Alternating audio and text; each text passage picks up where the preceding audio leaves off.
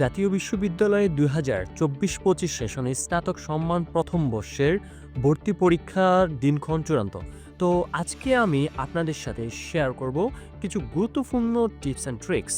So যে গাইডলাইনগুলো জাতীয় বিশ্ববিদ্যালয় কর্তৃপক্ষ থেকে প্রকাশিত হয়েছে সেগুলোই আসলে বিশ্লেষণ করে আপনাদের সাথে শেয়ার করা হবে।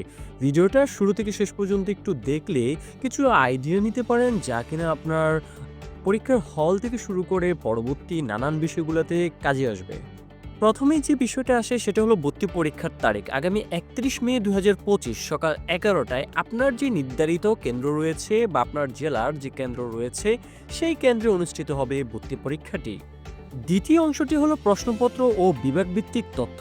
এই পরীক্ষায় মানবিক, বিজ্ঞান ও ব্যবসা শিক্ষা প্রতিটি বিভাগে ২ সেট প্রশ্নপত্র থাকবে।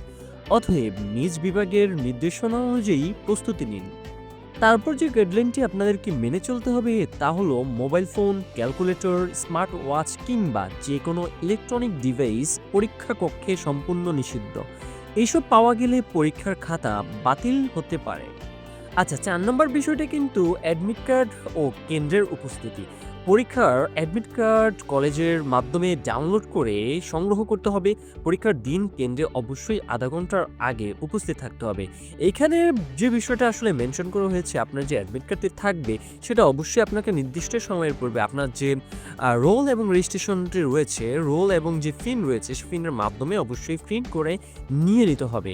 তার নির্দিষ্ট সময়ের পূর্বে অর্থাৎ ৩০ তারিখের পূর্বেই আপনার এই কাজটি করে নিবেন।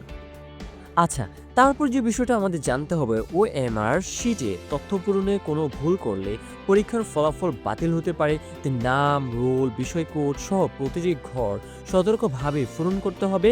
প্রিন্সিপাল স্যারের স্বাক্ষরবিহীন উত্তরপত্র গ্রহণযোগ্য হবে না। অর্থাৎ আপনার কলেজে বা আপনার কেন্দ্রে যে দায়িত্বরত কর্মকর্তা রয়েছেন উনার সিগনেচার ছাড়া কোনো ধরনের উত্তরপত্র অ্যাকচুয়ালি অ্যাপ্রুভাল হবে না। এটা সহজ বিষয়।